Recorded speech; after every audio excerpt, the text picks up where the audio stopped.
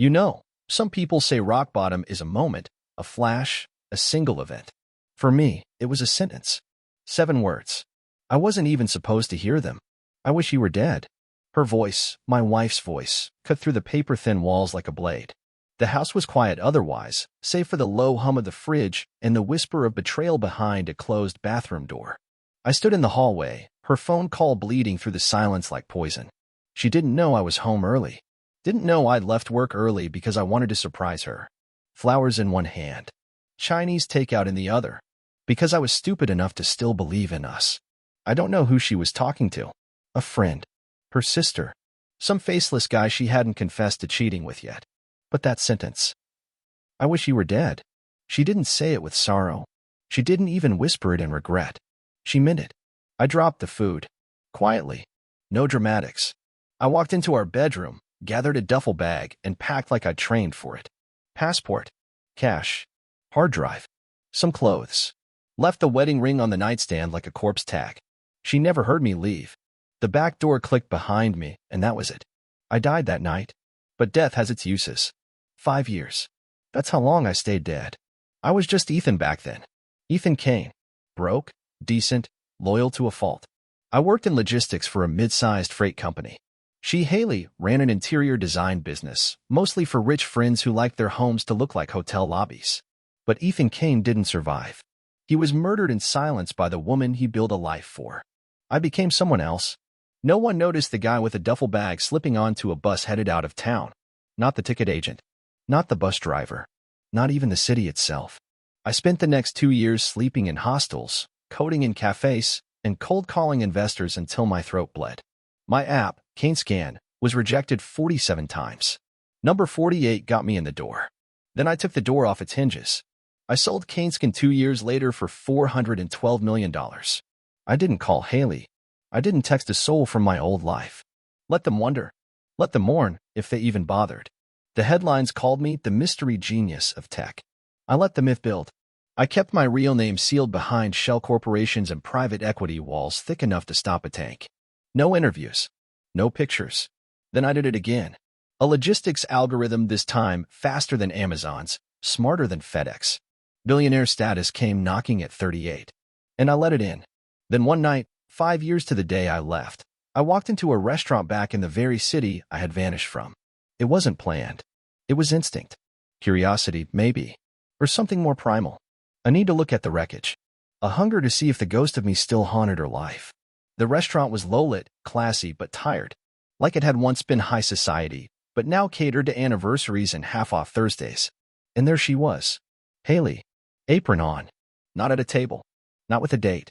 No. She was clearing dishes, wearing the uniform of someone who serves instead of being served. I watched her for a moment. Her hands were slower. Her shoulders slumped. No diamond on her finger. When she turned and saw me, older, sharper, confident in a way I never had been, she froze like the air left her lungs. I walked up slowly. Calm. No fire. No fury. Just ice. She dropped the tray in her hands. W what? Her voice cracked. What happened to you? I asked, level. No spite. Just the question. And then, no joke, the waitress next to her, a young girl who probably thought I was a ghost, fainted. Collapsed like a puppet cut from strings. I didn't move.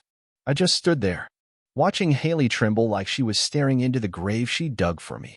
And part of me wanted to speak the words I'd been saving for 5 years. But I didn't. Because the best revenge isn't screaming. It's showing up. Alive. Thriving. And utterly untouchable. You know what the worst part of betrayal is? It's not the pain. It's not even the shock. It's the realization that you loved someone who could hate you in secret, smile to your face while wishing you dead. I saw that realization hit her like a freight train the moment I stood in front of her, very much alive. Her eyes darted to the name on the reservation book like it might say Lucifer instead of Cain. Maybe she thought I was a ghost. Maybe she was hoping I'd just vanish again like smoke. I didn't. I let the silence hang. Ethan, she whispered, her voice shaky. Is that really you? I took a sip of water from the table, casually. I think the girl on the floor over there can confirm that. The waitress, probably no more than 19, was out cold. Someone had knelt down next to her, calling for help. A manager appeared from the back, looking horrified. But Haley? She couldn't look away. You're dead, she said, as if saying it could make it true. No, I replied, setting the glass down with a deliberate click, but I heard I should be. Her face drained of color. I leaned in slightly. Funny thing about wishes. Sometimes they come true. Sometimes they backfire. She stepped back, bumping into a table, muttering apologies to customers who stared at the unfolding drama like it was a Netflix thriller. She turned and rushed through the kitchen doors like the building might collapse with me inside it. I followed. Of course I followed. The kitchen was hot, loud, a cacophony of clanging pans and boiling water, but even in that chaos, the sight of Haley pressed against a stainless steel counter, gasping like a fish out of water, silenced the room. You said you were gone, she breathed. I was. What do you want? Her eyes searched mine. Money? Answers? Revenge. I almost laughed. Revenge? No. That's too small. I'm here because I wanted to see what nothing looks like. Her lips parted, but no words came. Just a sound, half gasp, half sob. She was broken. No makeup, no designer heels, no carefully curated Instagram smile. Just Haley. The real one. The one I'd loved once. The one who spit on my name the moment I turned my back. You disappeared, she said, trying to reclaim the upper hand. You didn't tell anyone. People thought you were dead. That's what you wanted, wasn't it? I didn't mean it, she said, shaking her head. It was just something I said. I was angry. On the phone, I cut in. To someone. Who was it? Your new boyfriend? One of the ones you didn't bother to hide. She looked down. Silent. Yeah, I knew. I'd known for years. But here's the thing. When someone burns down your life, the best response isn't to rebuild it bigger. It's to build it out of fireproof steel and glass. Make it untouchable. Let them see it gleam from the ruins of their own choices. The manager eventually showed up. Sir, I'm going to have to ask you. I held up a hand. It's all right. I was just leaving. I looked at Haley one last time. You wished I were dead. You got your wish. That version of me died 5 years ago. And you know what? She didn't respond. I smiled coldly. He's not coming back. I stepped out into the cool evening air. It smelled different. Like freedom. Like something final. But I wasn't done. You see. I didn't just come back for her. I came back because in her absence, a few snakes had started whispering in my old backyard. Friends who knew too much. Business partners who owed me. One man in particular who thought he could wear my clothes while I was gone. Let's just say, if Haley was the spark, he was the matchbox. And I just struck the first flame. The walk back to my car felt like stepping out of a dream, except this wasn't a dream. It was real. The air was sharp, the city louder than I remembered. I didn't drive anything flashy. Not yet. Just a black SUV with tinted windows, quiet power under the hood. The kind of vehicle that didn't attract attention, but didn't apologize for being there either. That night, I didn't go back to the penthouse. I drove. Past the old apartment complex we used to live in. Past the park where I once planned a picnic proposal that got rained out. Past the diner where she cried on our 1-year anniversary and told me she was scared of being ordinary. I remember telling her, ordinary isn't a curse. It's a foundation. But that wasn't what she wanted. She wanted diamonds before they were earned. Applause without performance. And in the absence of either, she found validation in someone else's bed. Funny thing about climbing out of hell, you remember every soul who tried to keep you there. And right now, I was headed toward one in particular, Darren Cole. Darren was my best friend. At least, that's what I thought. He was the best man at our wedding, gave a toast that made Haley cry. The guy who helped me move out of our first apartment when we upgraded to a townhouse. We'd known each other since college, same dorm, same dreams, different fates. After I disappeared, he tried to fill the vacuum. How do I know? Because he made the mistake of emailing me once, thinking my old account was inactive. Subject line, FYI, she's moving on. Inside? A picture. Haley. Laughing. Wrapped around him like I'd never existed. He wrote, it's not what it looks like, but you weren't here. Somebody had to pick up the pieces. Right.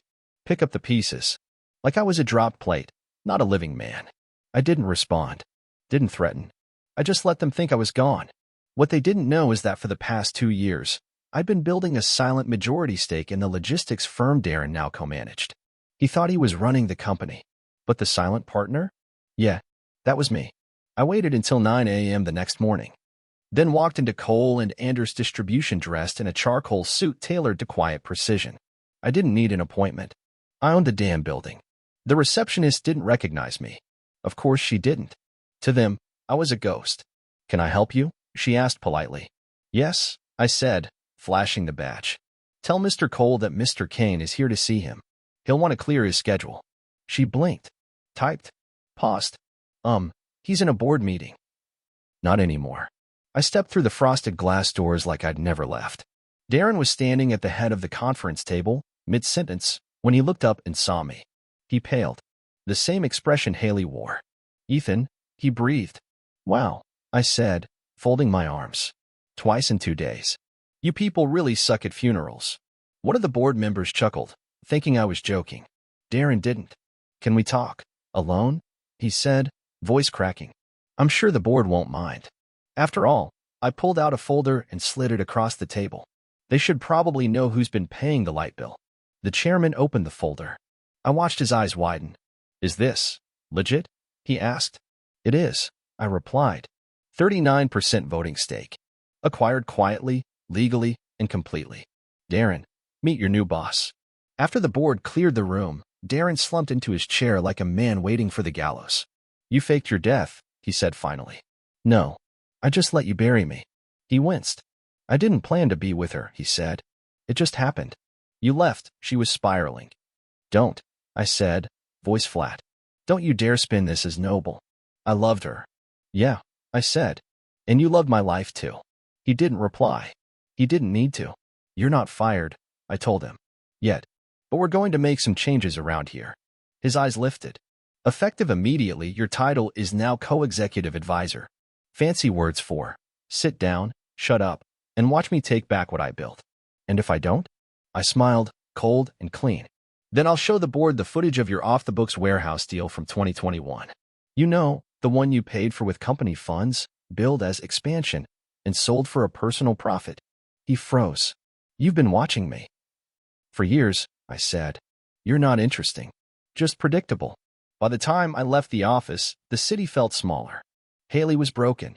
Darren was cornered. But there was one more name on the list. And she had no idea what was coming. Before Haley. Before Darren. Before any of them bled me dry with their polished lies and half-hearted apologies, there was Evelyn. My sister. Or at least, she used to be. We shared everything once. Childhood, heartbreak, a too-small house with a roof that leaked when it rained, and a father who didn't know how to stay sober or kind. She was the only family I had left when our parents passed. The only person who said, I've got your back. But blood? Blood's just a liquid. Loyalty, that's the bond that matters. And Evelyn? She cashed that in the moment she saw profit in pretending I didn't exist. After I disappeared, she took Haley's side. Told people I'd run off. That I couldn't handle being a husband. That I was fragile. And people believed her. Because Evelyn wore grief like a coat she never took off. She cried on command. Looked broken in all the right places. And when Haley needed someone to sell the story of my abandonment, Evelyn pitched the narrative like a pro. They didn't know I was listening. Hell, I watched the interview she gave on local news. My brother was struggling with depression. He just vanished. She even squeezed out a tear for the camera. You want to talk about betrayal? That's the one that cut deepest. Because Darren was a snake. Haley a traitor. But Evelyn? She was supposed to be home. I waited until her grand opening. A boutique she bought with family savings right after she and Haley liquidated my remaining joint account. Claimed it was legally hers after a fabricated power of attorney. Said it was just a safety net while she helped close the estate. I had the paperwork. I had the timestamps. She never expected her ghost of a brother to hire a forensic accountant. She thought I was a memory. And memories don't knock. But I did. Front door. Noon. Store packed with influencers and realtors sipping overpriced rose and pretending they cared about handcrafted soaps. She was wearing a cream blouse, phone in hand, orchestrating fake laughter when I walked through the entrance. It took her a second. Then she saw me. Glass slipped from her hand and shattered across the floor. Ethan, she said, breathless. Oh my God, Ethan? People turned. I smiled. Hi, Eve. I heard you were doing well. It's good to see my funeral gave you a fresh start. Someone near the jewelry table coughed awkwardly. Another whispered, is this real? She grabbed my arm. Can we talk? Please, come to the back. The office reeked of lilac and money. What the hell are you doing here? She hissed once we were alone. Don't bother. I'm not here for forgiveness. I'm not even here for answers. Then what? I'm here to return the favor. You know, since you helped Haley drain every account I had, I thought it was only fair I show up and drain yours." She blanched. "You can't." "I can," I said, sliding a flash drive onto her desk. "Your partner, Ashley? She's been skimming off the top. I bought out her shares last week. That investment fund you've been pouring your profits into?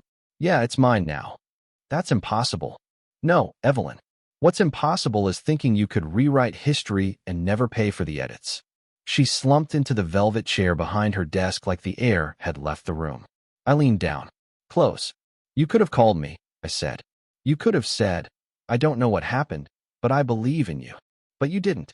Her eyes filled, but I wasn't buying. "Not anymore. You buried me while my body was still warm." "Ethan," she whispered, "I didn't know what to do. You did exactly what you wanted. And now, I'm doing the same." By the time I left, the boutique was under new management. The papers had already been filed. Evelyn still owned the name, but the shelves? The books? The brand? Mine. Because revenge isn't fire. It's ice. It's slow, quiet, surgical. And the best part? It always looks like justice dressed in a suit. I didn't sleep that night. Didn't need to. Some nights, when you've spent enough time living in the ruins of your past, rest feels like a luxury for people who still believe in happy endings. I sat on the balcony of my penthouse, 38 floors up, above the stink of traffic and the lies of the city, and watched the skyline I used to dream about when I was nobody. The buildings blinked with red lights like silent warnings. Every one of them taller than the last, but none quite high enough to silence the truth. Revenge doesn't fill you. It empties the space they once occupied. I didn't miss them. Haley, Darren, Evelyn. But I missed who I used to be before them. Before I knew what it was like to have a knife in your back and still be expected to smile at the person holding it. My phone buzzed. Private number. I didn't answer. I already knew who it was. The first text came through 3 minutes later. "We need to talk. Please. Haley." I stared at it for a while, watching the little typing bubble blink on and off like it couldn't decide what lie to offer next. Another message. "You don't understand what happened." No, I understand exactly what happened. That's what scares her. Because now the version of me she destroyed is dead, and the man I became? He didn't come back for closure. He came back for clarity. The next morning, I walked into the mirror. That's what I call it, the wall of glass in my office. A reflective panel that stretches from floor to ceiling. Every man who works for me sees himself in it as he walks in, whether he wants to or not. It's not vanity. It's a reminder. You built this. You own this. No one else is coming to save you. It's where I stood that day, 5 years ago, when I signed my first deal as a solo founder after Haley drained our accounts, and Evelyn filed a false affidavit saying I was mentally unstable. That mirror watched me rebuild. One client, one code base, one claw mark at a time. I looked at myself again now. The beard's fuller, the eyes colder, but that fire in my chest still burns blue. My assistant knocked lightly. "Mr. Kane, the documents you requested." I turned. "Thank you." I opened the folder and reviewed the final transition paperwork. Haley's house, the one I put the down payment on, mine again. Her car, paid off by me, refinanced by her, and now 3 payments behind. It would be picked up by noon. Funny how the world works when you remove the illusion of mercy. I got to the courthouse just before lunch. Small-town clerks still remembered me as the quiet one from back when I filed for my business license in person. Before the IPO. Before the suits. "Mr. Kane," one of them said, wide-eyed. "Didn't expect to see you back in this office." "Just tying up loose ends," I said with a polite nod. Because the final move wasn't about money. It was about freedom. I walked out with a single envelope. Inside, the deed transfer for Haley's childhood home. Not revenge, just leverage. And leverage is what you use when someone still has the gall to think they can summon you back into their story. Later that evening, I found myself parked outside a church. Not for prayer. For him. The last person on my list. The one who always stood in the background, quiet and polite. Pastor Martin. The same man who counseled Haley and me before our wedding. Who said things like, forgiveness is a strength, not a weakness. He also happened to be the one Haley turned to when she needed spiritual support after I disappeared. What I learned, thanks to one of my PIs, was that their conversations went far beyond scripture. No proof of anything physical. But the emotional betrayal? It was enough. I didn't go inside the church. I just watched him from the parking lot as he shook hands with parishioners, smiled warmly, handed out fake grace-like flyers. He looked like the type of man people trusted, and I knew how dangerous that look could be. Back home, I poured a glass of scotch and opened the notebook where I'd mapped it all out years ago. Every name, every betrayal, every pivot. Only one name remained on that list. Mine. Because the truth is, I'd done this all for me. Not for justice. Not even for closure. I did it because the boy I used to be, the one who believed in vows, loyalty, love without conditions, he deserved to be avenged, too. I closed the notebook, burned it, and watched the ashes float like confessions toward the night sky. There's a kind of silence you only hear at the top.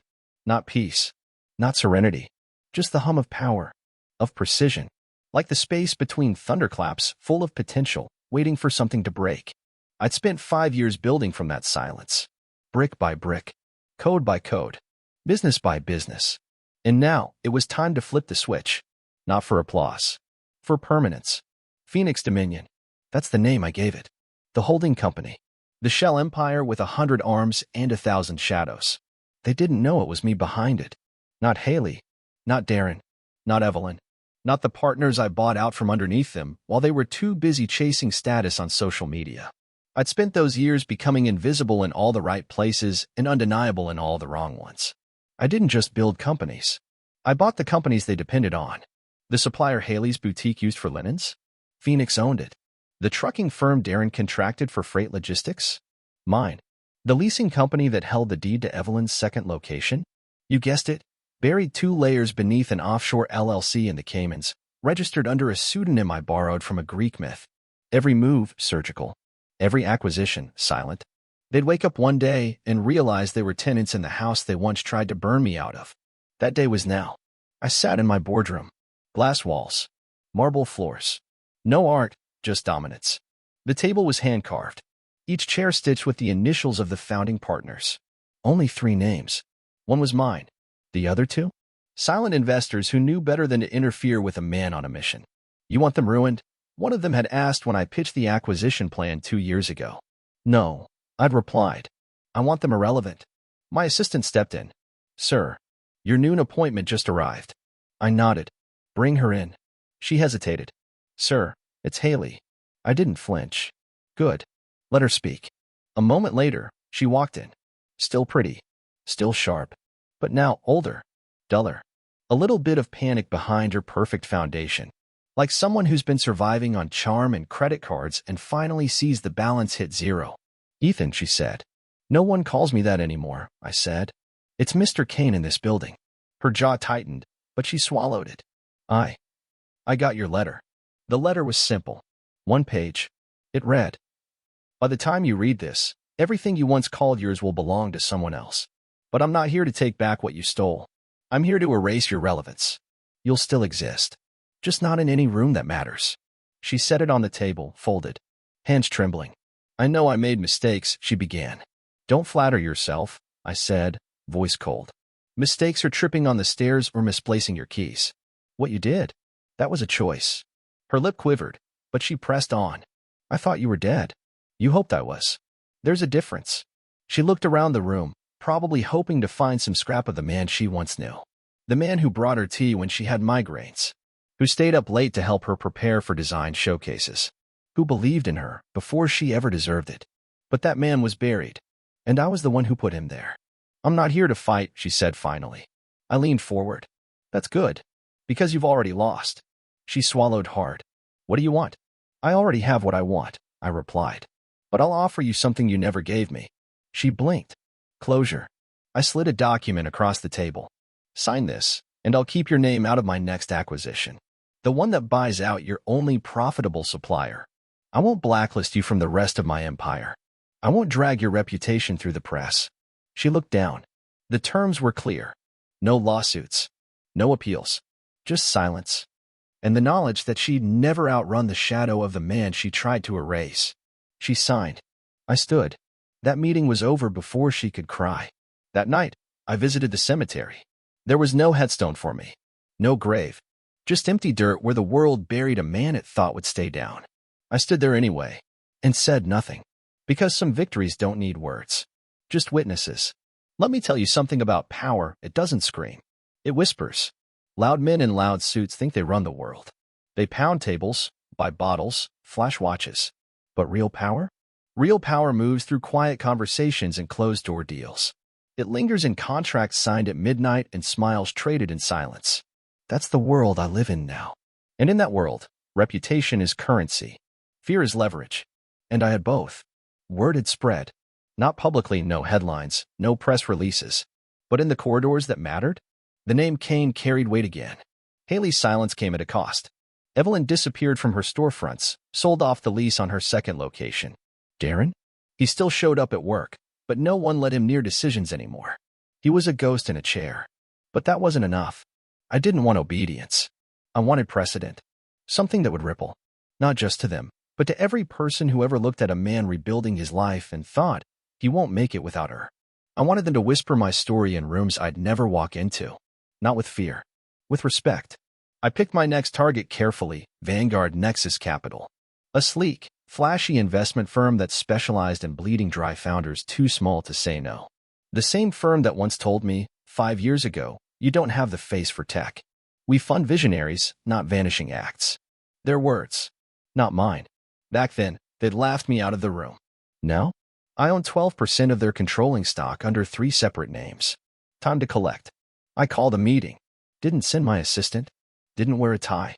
Just walked into the conference room like I was adjusting the gravity in the building. Their founder, a gray-haired wolf named Eldon Rivers, looked up from his tablet and froze. Do I know you? He asked. No, I said. But I know you. You told me I wasn't worth the seat I was sitting in. Told me to come back when I understood value. I slid a folder across the table. Inside, a list of every silent investor I now represented. And at the bottom, an offer. One they couldn't refuse. Eldon flipped through it. His jaw clenched. This is hostile. No, I said, sipping my coffee. This is personal. 1 week later, I walked out with their tech portfolio. Every AI startup they'd strangled for equity, now under my banner. Every patent they held hostage, freed. And every founder who'd signed their future away, now reported to me. I hosted a summit. My first public appearance in 5 years. The media bust. Who is Kane? Where did he come from? I walked onto that stage in a simple black suit. No Rolex. No speechwriters. Just a mic and a message. You don't need to be born into power to build it. You don't need permission to reclaim your dignity. They took everything from me, and I let them. But the moment I stopped asking for approval, I started getting results. Flashbulbs. Applause. Not because I was charming. Because I was inevitable. Later that night, I got a text. You said you wanted closure. Was this it? I stared at it for a moment, then typed. Closure was never the goal. This is the blueprint. After the summit, they started calling. Not the ones who hurt me. They'd learned to stay quiet. No, it was the ones who used to watch. The ones who sat on the sidelines while Haley dragged my name through the mud, while Evelyn smiled through interviews pretending she didn't know anything, while Darren played grieving buddy to my supposed disappearance. They never threw the punches. They just held the coat. I kept a list. Not names. Events. Times when people could have spoken up, defended me, questioned the lies. Instead, they clinked glasses at fundraisers, danced at galas, posted condolences with hashtags. Now those same people were sending invites. Let's reconnect. Would love to get your insight. Miss seeing you around. Funny. The dead man's inbox never looked so alive. So I decided to answer. Not with a reply. With a party. I rented the rooftop of the Meridian. Top floor. Private access. The kind of place you don't walk into unless you've been invited or born with a last name that opens doors. It was billed as a soft launch, Kane Industries, Division X reveal. No one knew what it meant. But the right people showed up. CEOs. Editors. Politicians' kids who wore ambition like hand-me-down suits. Former classmates who used to snicker at my thrift store shoes. Even a few tech bros who'd ghosted my pitch deck years ago and were now praying I'd buy out their dying apps. And, of course, her. Haley. I didn't send her an invite. I didn't have to. She came with Blake Addison, sleek, smug, and dumb enough to think his startup mattered. She was on his arm like perfume. Elegant. Polished. But I could see it. The way her eyes scanned the room for me. The way she gripped her clutch too tightly. The way she knew this wasn't a party. It was a reckoning. I didn't speak right away. I let them toast, let them drink, let the music lull them into thinking this was just another ego bath for some overachiever trying to flex. Then the lights dimmed. A screen dropped from the ceiling, and I took the stage. His name was Graham Ellison. Publicly, he was a philanthropist, a startup whisperer, the kind uncle of tech, a man who'd mentored dozens of young founders with soft eyes and a silver tongue. To me, he was the man who took the last piece of my soul and sold it for equity. Graham wasn't some headline villain. No, he was worse. He was trusted. He knew every weakness. He read my pitch decks, met my wife, toasted my engagement, shook my hand after my first investor meeting. "You're one of the good ones," he told me. Right before he filed a provisional patent using code I wrote. Right before he rebranded my platform as his own. Right before he watched me bleed out financially and emotionally and said, "That's just how the game works, son." And the sickest part? I believed him. Back then. But now? Now I am the game.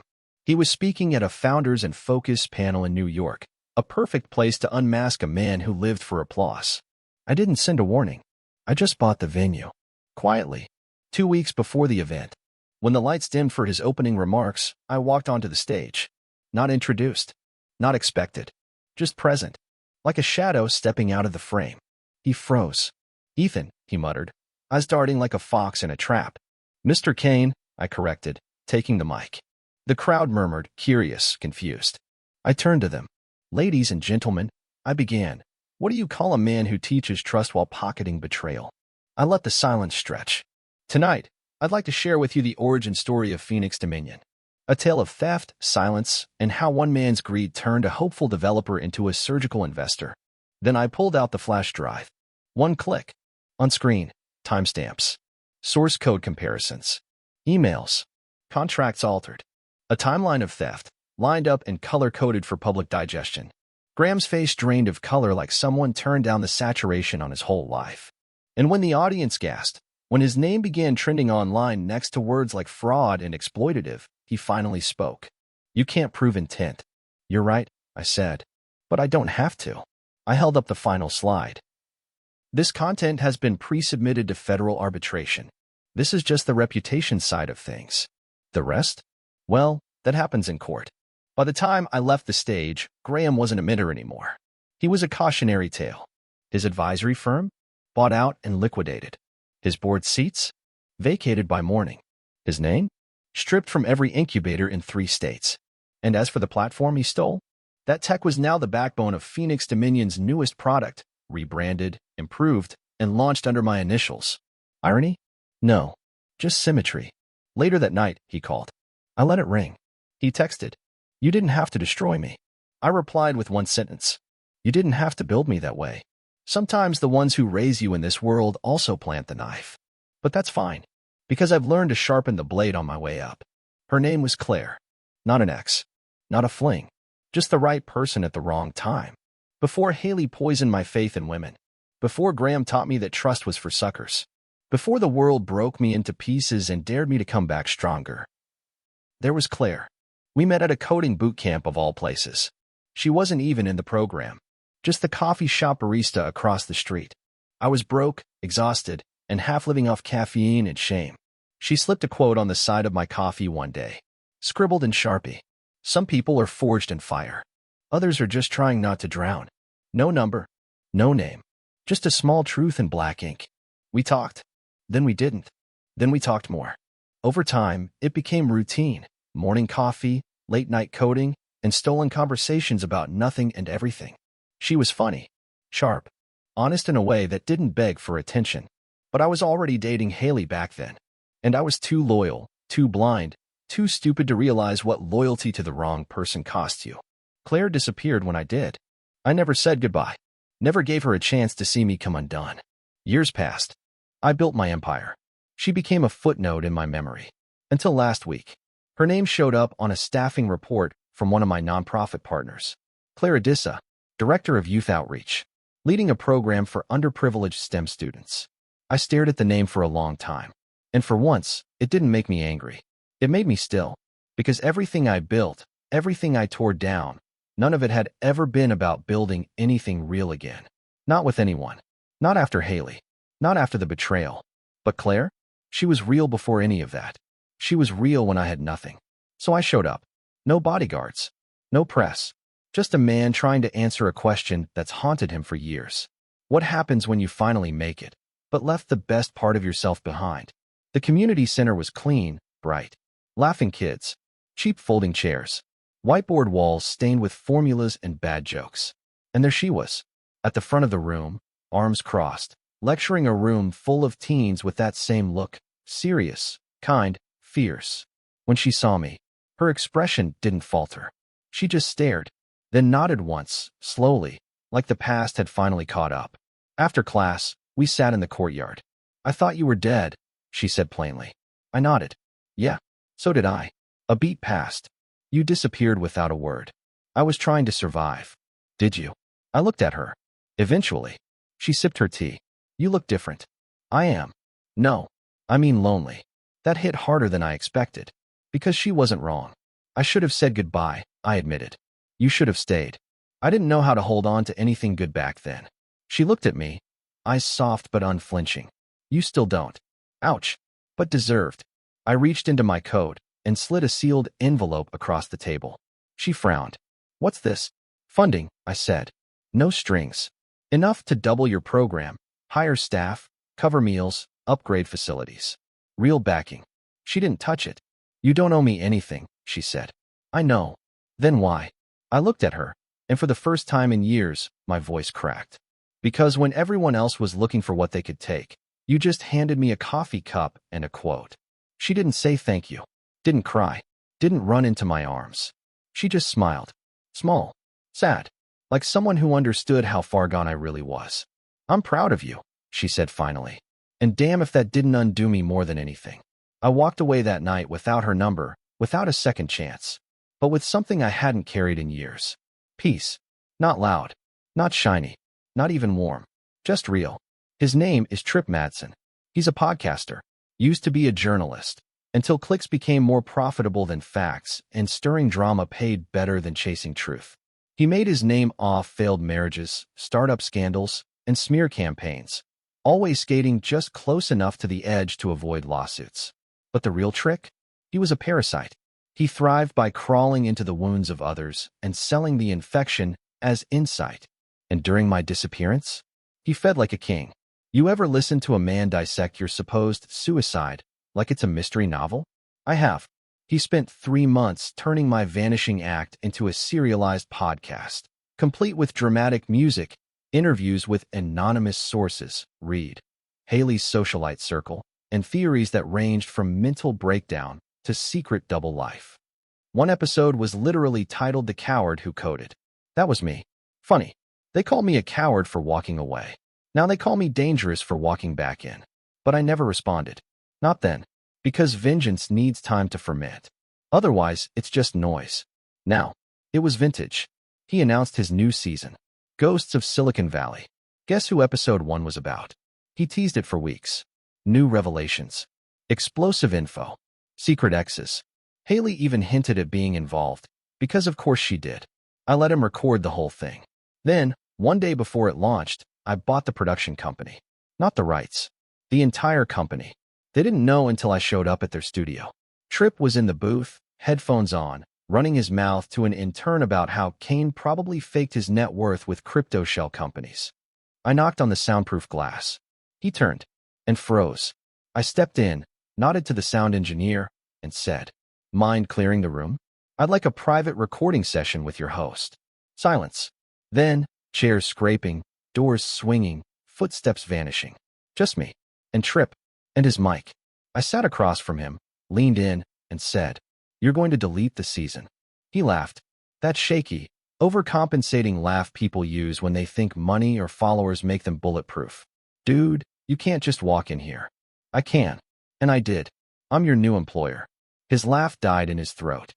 I pulled out a tablet, showed him the ownership documents. And then, I hit play. It was him, bragging about blowing up Kane's ghost story. But the next voice?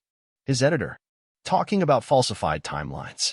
A producer admitting to paying someone close to Evelyn for an enhanced version of events. They didn't know the mics were still hot after the session ended. But I did. Because I owned the studio. And I pulled the raw files.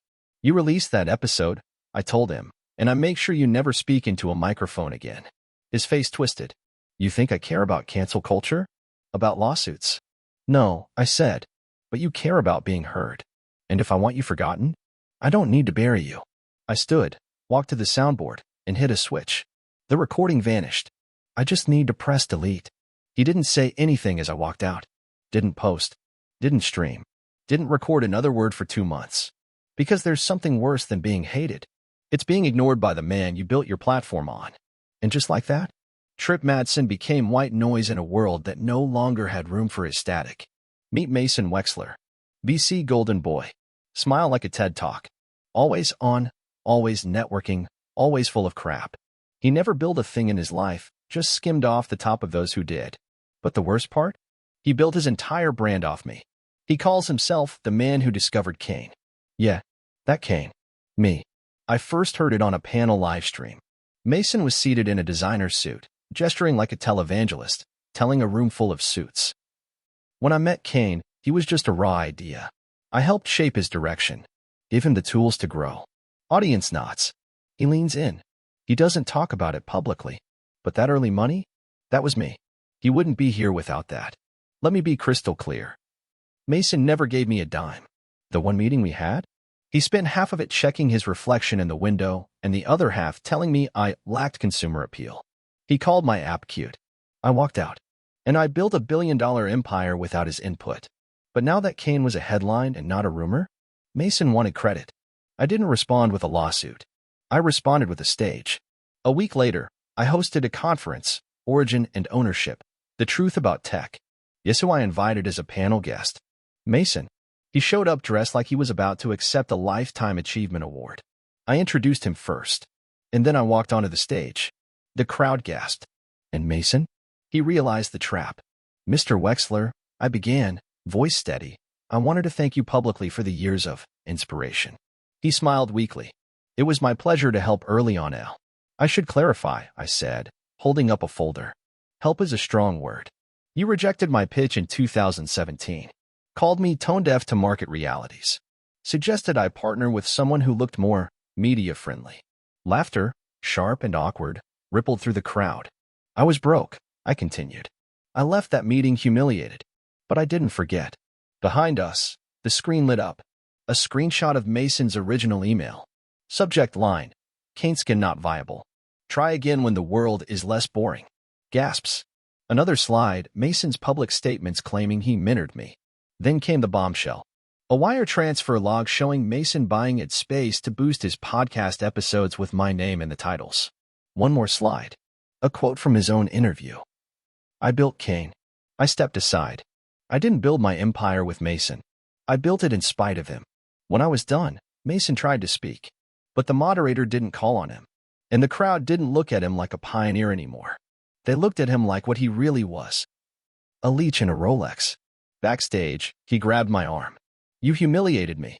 I looked him dead in the eye. No, Mason. I corrected the record.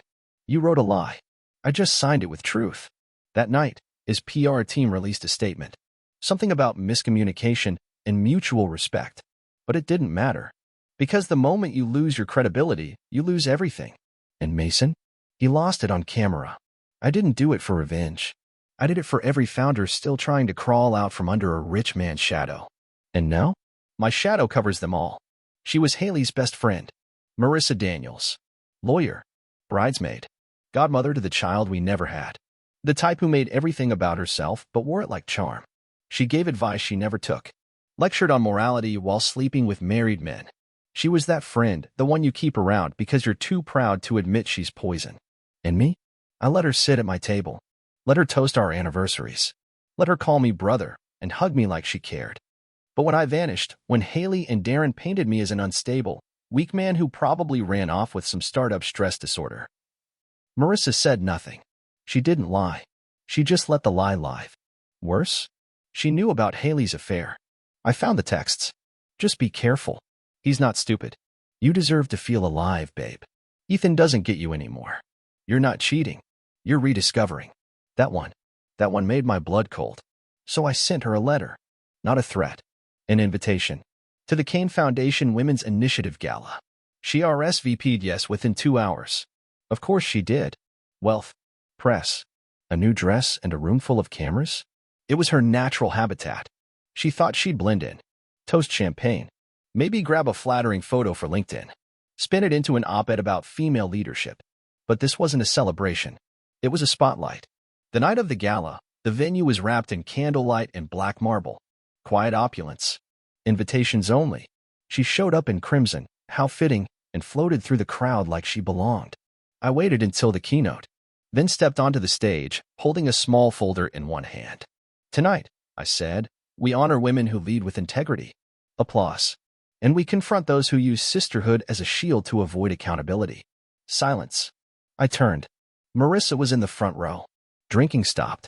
Breathing paused. I held up the folder. In this envelope are messages sent between two women. One was cheating. The other wasn't sleeping with her husband, but she did something worse. Click. The screen behind me lit up. Chat logs. Crop names. Just the words. You deserve more than him. He won't fight for you. He'll forgive anything if you cry enough. Then the final line. He's soft.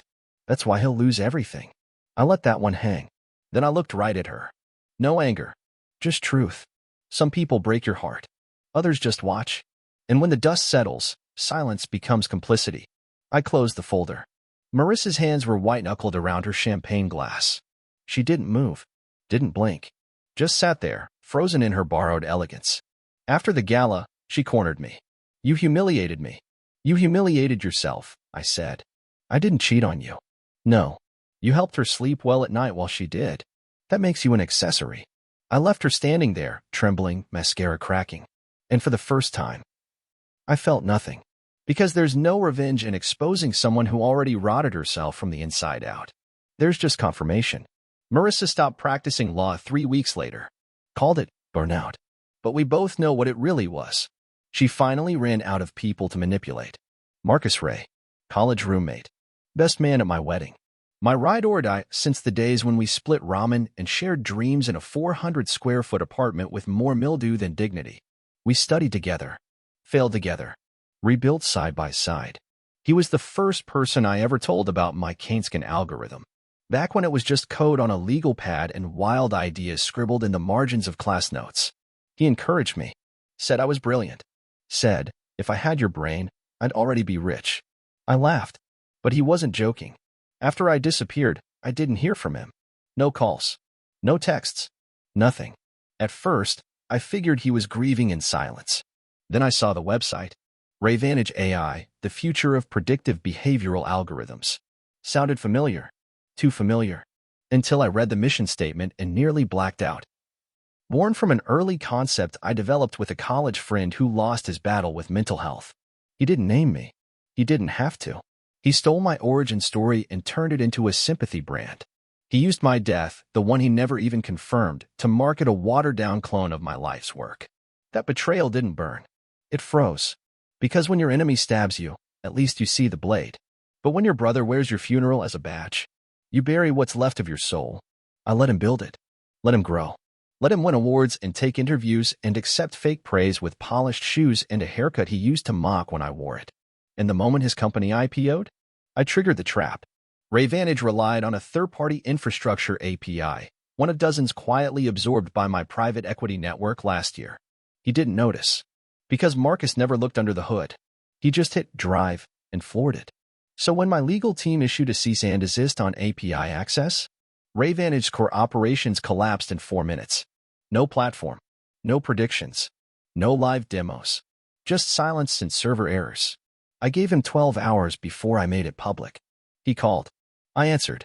Why are you doing this? Because, I said coldly, you built your castle out of my corpse. And now I've come back to collect the bones. By noon, every investor pulled out. By evening, his board voted to remove him as CEO. By midnight, I issued a public statement.